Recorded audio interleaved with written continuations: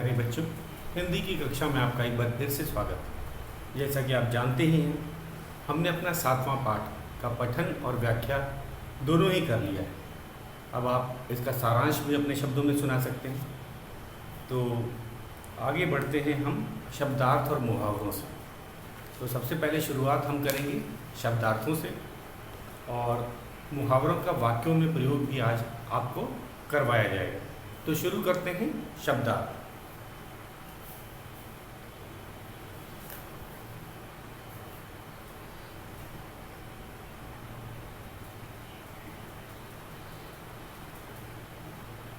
हमारा पहला शब्द है डील डॉल।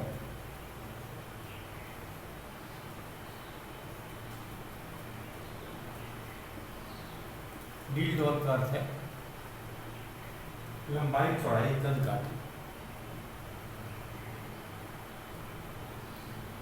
लंबाई चौड़ाई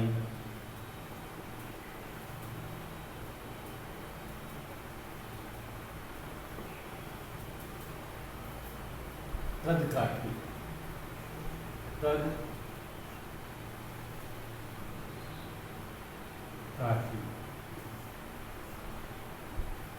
तो जैसा कि पाठ के अनुसार इसका अर्थ बताया जाए, तो जैसे कि हम जानते ही हैं, पाठ में भी कहा गया कि हीरा मोती डील डॉल में ऊंचे थे, मतलब उनकी लंबाई चौड़ाई बहुत अच्छी थी, तगड़े थे। तो डील डॉल का अर्थ है लंबाई चौड़ाई और कद काठी की बात की गई। तो किसी का अगर आकार बताना हो, कद काठी के बारे में बताना हो, तो डील डॉल शब्द का प्रयोग किया जाता है। शारीरिक आकार और कद काठी के बारे में बताने के लिए डील डॉल शब्द का प्रयोग किया जाता है। तो यहाँ पे हमने पाठ में देखा, पाठ में लिखा भी गया था कि हीरा और मोती वो डील डॉल में ऊँचे थे, मतलब ऊँचे बैल थे, लंबे थे, उनकी लंबाई थी, देखने में सुंदर थे, ये कहने का अर्थ। दूसरा है चौकस। दूसरा शब्द है चौकस।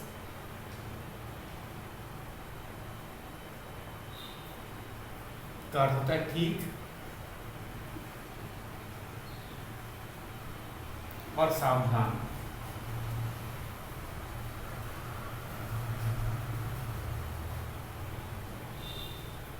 ये भी इस पाठ में हीरा मोती का गुण बताने के लिए शब्द का प्रयोग किया गया है कि वे दोनों बैल चौकस थे, मतलब ठीक थे, काम में चौकस। जैसे खेती के काम में हम कहेंगे हल जोतने में या बैलगाड़ी में अगर लगा देने पे वे अच्छे थे, ठीक थे और सावधान, सतर्क थे कहेंगे। तो ये अच्छे पशुओं की ये निशानी होती है कि वो चौकस होते हैं, वे ठीक होते हैं काम में और सावधान रहते। अगली है नाद। ये तीसरा शब्द है हमारा।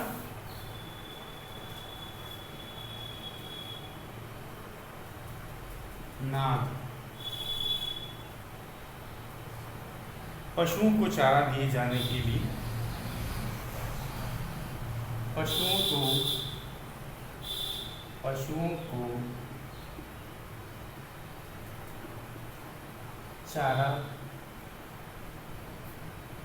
दिए जाने के लिए,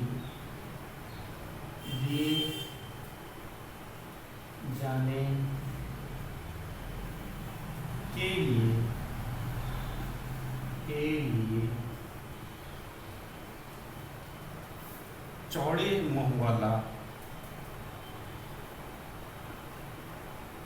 चौड़े मुंह का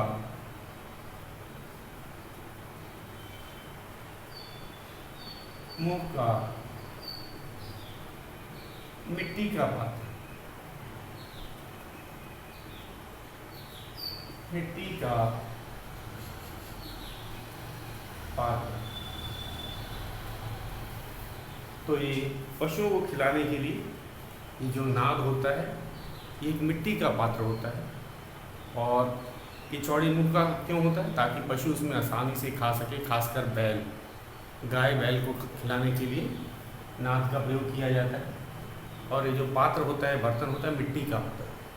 जैसे बड़ा आपने घड़ा देखा है, लेकिन घड़ा का जो मुंह होता है वो काफ़ी संकरा होता है, लेकिन जो नाद का मुंह होता है काफ़ी चौड़ा होता है, ताकि जो पशु खासकर गाय भैंस बैल भी आसानी से अपना चारा खा सके। तो तीसरा है थान। ये चौथा शब्द है हमारा थान। इस पाठ में काफ़ी नए शब्द आए हैं। चौपायों को बांधे जाने का स्थान। ये चौपाए क्या होते हैं? चार पैर वाले जीवों को चौपाया कहा जाता है। चौपायों को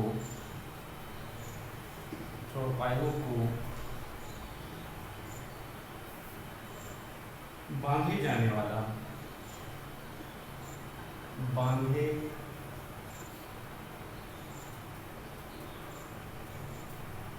जाने वाला, जाने का स्थान। तो चौपाए बोलते हैं चार पैर वाले जानवर। तो इसमें गाय बैल भैंस ये सब चार पैरों वाले जानवर हैं। उनको जिस स्थान पर बांधा जाता है उसे थान बोला जाता है, या हम कह सकते हैं पशुओं को रखने का स्थान।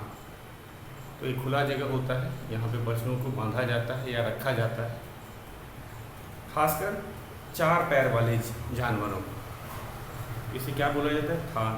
अब आ जाते हैं, अगला हमारा शब्द है लाचार। पांचवा शब्द हमारा है लाचार। लाचार का अर्थ होता है मजबूर या विवश। मजबूर या विवश।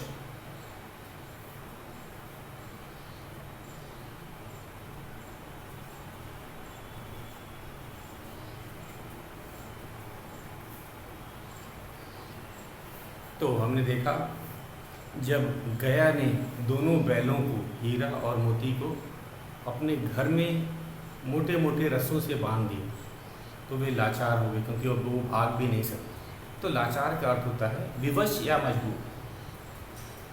जब व्यक्ति चाहकर भी कुछ काम नहीं कर सकता था है, उसे लाचार कहते हैं। इस पाठ में हीरा मोती के लिए इसका प्रयोग किया गया है। जब उन्हें मोटे मोटे रस्सों से बांध दिया गया जान गया था कि अगर इन्हें पतले रस्सी से बांधा जाए तो ये शायद तोड़ देंगे, तो गया ने हीरा और मोती को मोटे मोटे रस्सों से बांध दिया, जिस कारण से वे लाचार हो गए थे। अब वे भाग भी नहीं सकते। तो लाचार का अर्थ है मजबूर या विवश। अगला है हमारा निश्चय। हमारा छठा शब्द है निश्चय।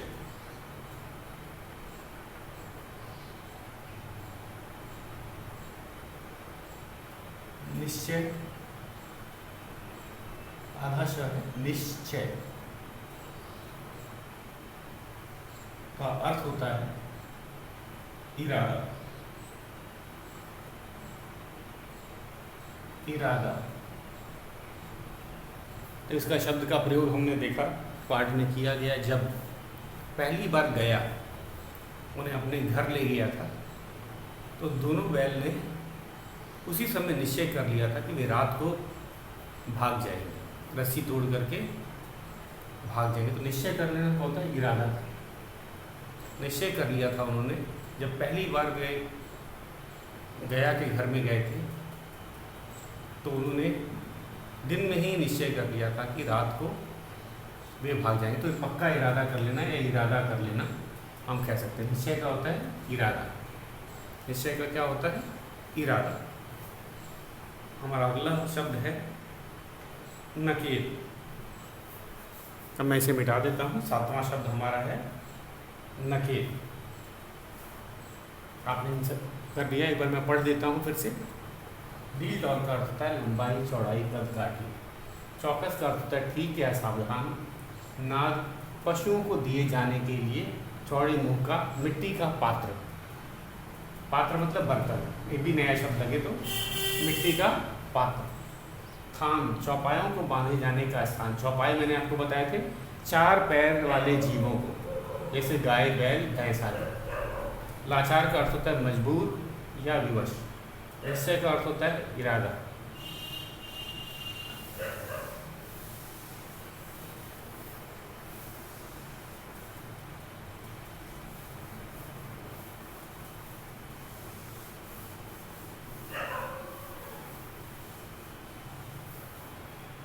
अब नकेल, अगला शब्द है हमारा 7वां शब्द।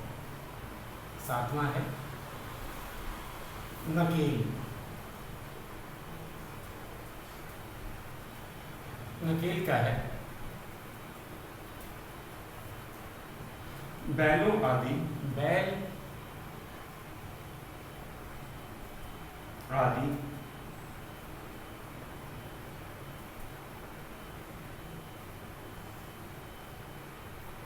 पशुओं को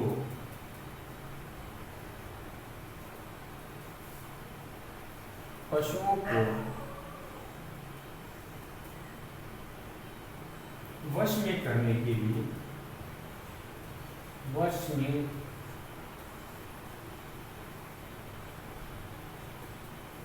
करने के लिए, वश में करने के लिए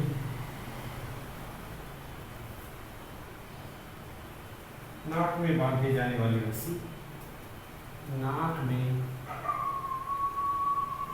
बांधी जाने वाली, नाक में बांधी जाने वाली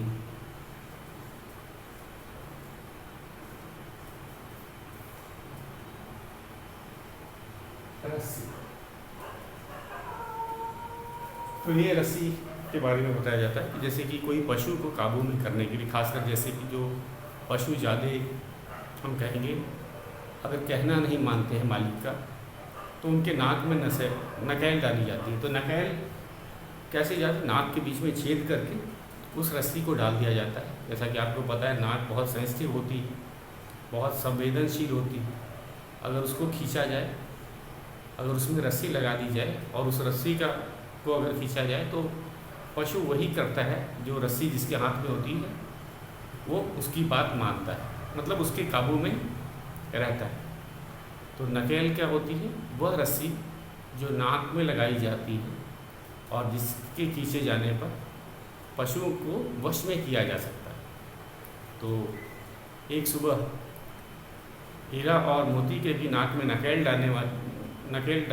डाला जाने वाला था, लेकिन उससे पहले ही एक छोटी लड़की ने रात को उनके रस्से खोल दी ताकि उनके नाक में नकेल न डाली जा सके, क्योंकि वो शायद वो छोटी लड़की बैलों से भी बहुत प्यार करती थी, तो ये कारण हो सकता है। तो नकेल वह रस्सी होती है जो बैलों के नाक में डाली जाती है जिससे कि उन्हें वश में किया जा सकता है। वश में मतलब कुछ पशु जो ज़्यादा गुस्सैल होते हैं, तेज होते हैं, ज़्यादा ताकतवर होते हैं, उनको कैसे वश में किया जाए, तो उन्हें नकेल डाल के किया जाता है। और ये काफ़ी दर्द भरा तरीका होता है, मैंने आपको बताया। दोनों नाक के बीच में सुए से छेद किया जाता है और फिर उसमें रस्सी पहनाई जाती है। तो ये काफ़ी तकलीफ भरा या फिर हम कह सकते हैं पशुओं के लिए दर्द भरा होता है। और उसके बाद जब भी वो रस्सी खींची जाती है तो फिर रस्सी नाक में ही बांधी जाती, बड़ी दर्द होता है। नाक एक संवेदनशील अंग है शरीर का, हम कहते हैं सेंसिटिव ऑर्गन है, तो इसलिए पशु को वश में करना आसान हो जाता है उस रस्सी की मदद से। तो उस रस्सी को क्या बोला जाता है? नकेल। तो हीरा और मोती की हम कह सकते हैं किस्मत अच्छी थी कि उनके नाक में नकेल डालने से पहले ही उस छोटी लड़की ने उनके रस्से खोल दिए थे ताकि वे भाग सकें। अब अगला हमारा है वार। 8वां शब्द है वार। वार का है चोट। चोट इसका हमारे पाठ में इसका उल्लेख किया गया है कि जब पशु कांजी हाउस में बंद थे तो मोती ने तो कांजी हाउस की दीवार गिराने के लिए अपने सींगों से वार किया था दीवार पे, और बल्कि दीवार टूट भी गई थी, हमें पता है। यहाँ तक कि उसने दीवार को तोड़ दिया था, बाद में धकेल करके उन्होंने दीवार तक गिरा दी थी। तो चोट का वार का अर्थ होता है चोट करना, सींग से वार करना मतलब सींग से चोट करना। तो एक बार इसका एक और प्रयोग किया कि जब सांड ने उन्हें घेर लिया था तब इन्होंने अपने सींगों से उस पर वार किया था सांड से बचने के लिए।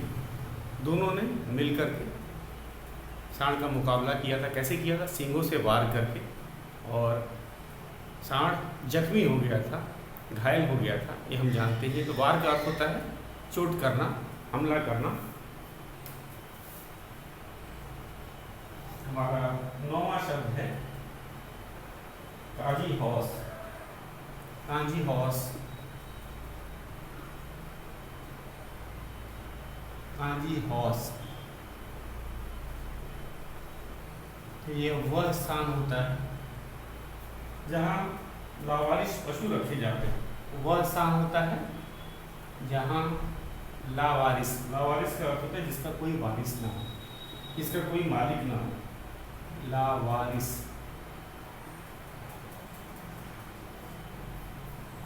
पशु रखे जाते हैं,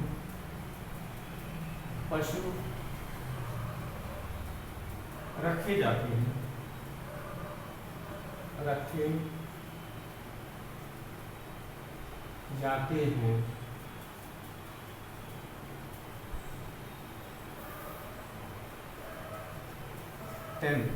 10वां है, 10वां हमारा शब्द है। तो काजी हाउस वो स्थान होता है जहाँ पे लावारिस पशु, जो खास करके किसी के खेत में चले जाते हैं। शहरों में भी आपने देखा होगा बहुत से जो जानवर होते हैं, खासकर गाय, ये सब सड़कों पे घुमा करती हैं, जो दुर्घटना का भी कारण बन जाते हैं या किसी को पे वे हमला भी कर जाते हैं। तो ऐसे लावारिस पशुओं को क्या किया जाता है? कांजी हाउस में रखा जाता है, बंद कर दिया जाता है ताकि किसी को परेशानी ना हो। तो वह स्थान जहाँ पे लावारिस जो होते हैं, पशु रखे जाते हैं, और उसको कांजी हाउस कहा जाता है। हीरा और मोती भी जब उन्होंने किसी का मटर का खेत चर लिया था तो उन्हें रखवालों ने पकड़ के कांजी हाउस में बंद करवा दिया था, क्योंकि उन्हें लगा कि ये लावारिस पशु हैं और ये किसानों के फसल को नुकसान पहुंचा सकते हैं, तो इन्हें कांजी हाउस में बंद करवा ही दिया जाए। अगला है हमारा 10वां है खलबली मचना।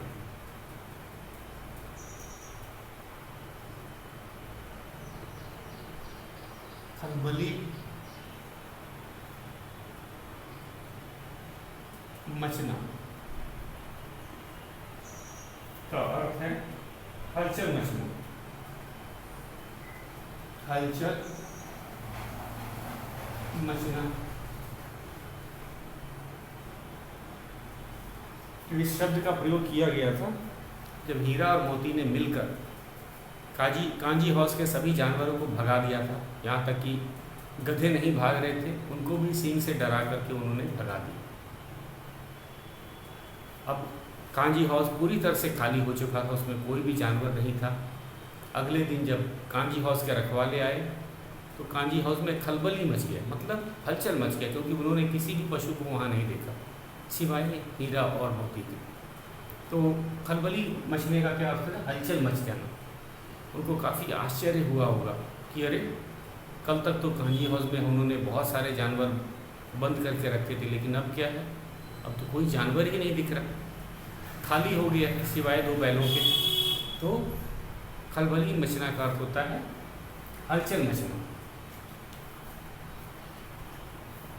नीलाम करना, ये हमारा 11वां शब्द है। नीलाम, नीलाम करना अर्थ होता है अधिक बोली लगाने वाले के हाथ बेचना। नीलाम करना का है अधिक बोली लगाना। अब ये बोली क्या होता है ये भी मुश्किल हो सकता है अगर किसी को नहीं पता हो तो इसे ध्यान से सुनेंगे। अधिक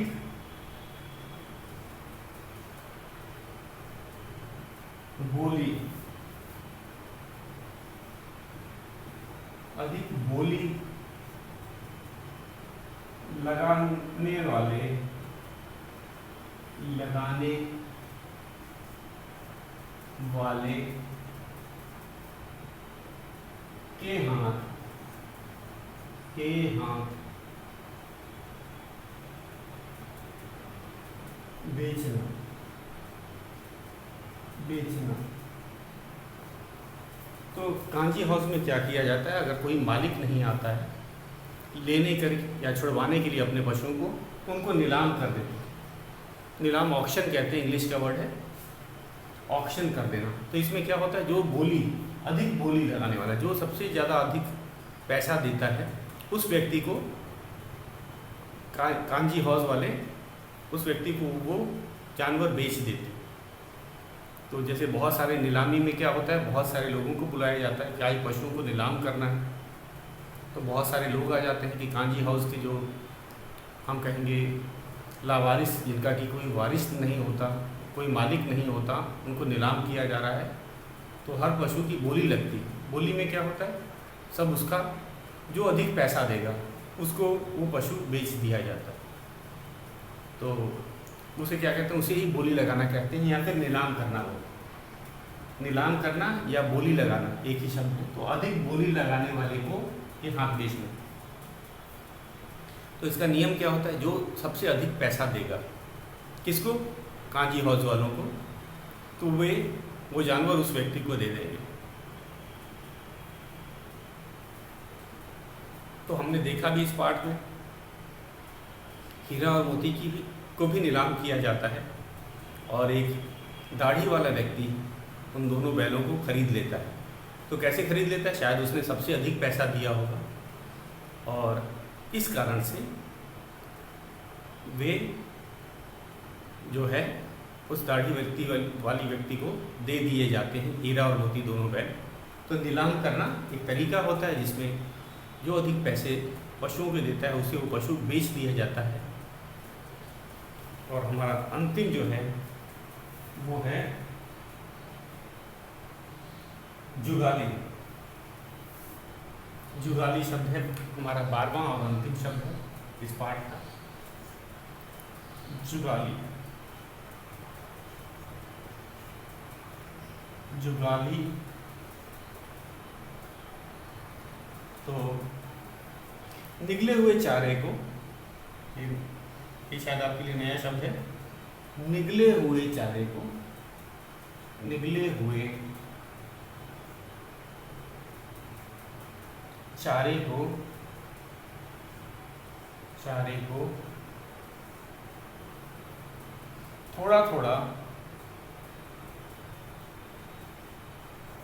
थोड़ा थोड़ा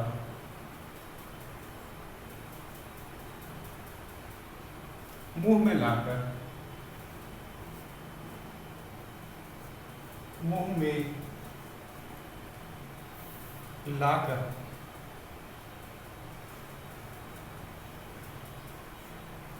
मुंह में लाकर चबाना।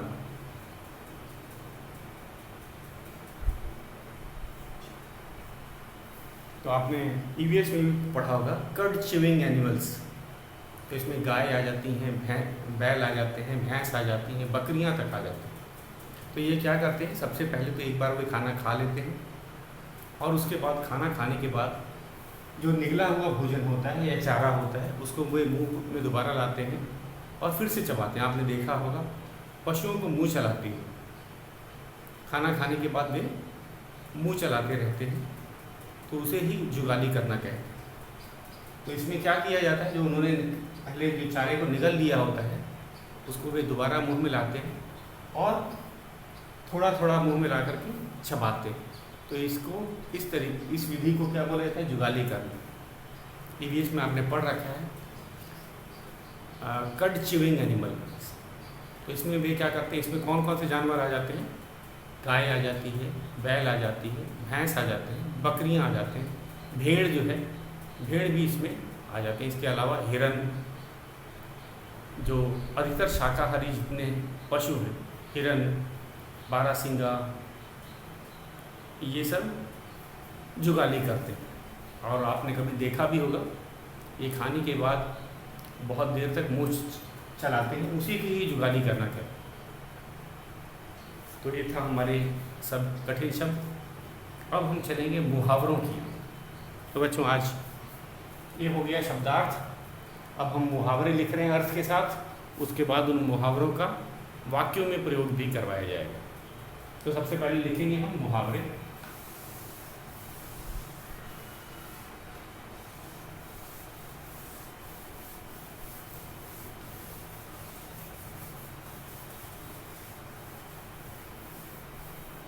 मुहावरे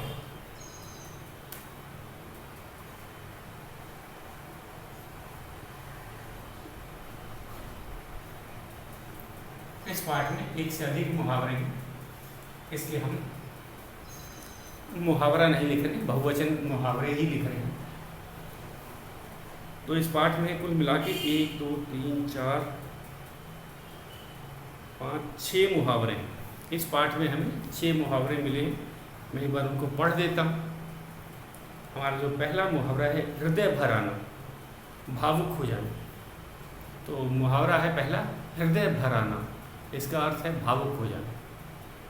सबसे पहले इसका प्रयोग किया गया जब वह हीरा और मोती दोनों गया के घर से वापस भाग करके अपने मालिक झूरी के घर आ जाते हैं, तो झूरी का हृदय भर आता है, झूरी भावुक हो जाता है उन पशुओं का प्यार देखकर, क्योंकि वह बिना किसी मदद के गया के घर से उसके घर आ गए होते हैं।